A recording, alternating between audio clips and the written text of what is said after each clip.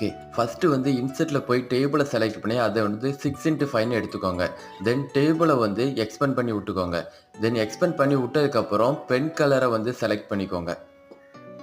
Pen colour select பண்ணி white select பண்ணிக்கோங்க.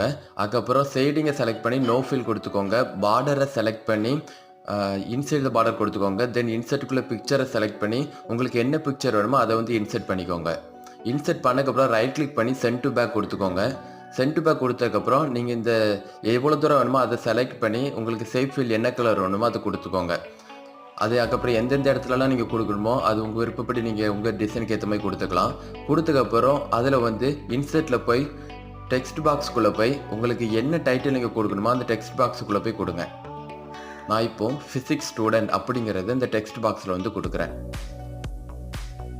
தென் இப்போ நீங்க ரன் பண்ணி பார்த்தீங்கன்னா உங்களுக்கு சூப்பரான அந்த டைட்டில் பிரசன்டேஷன் ரெடி.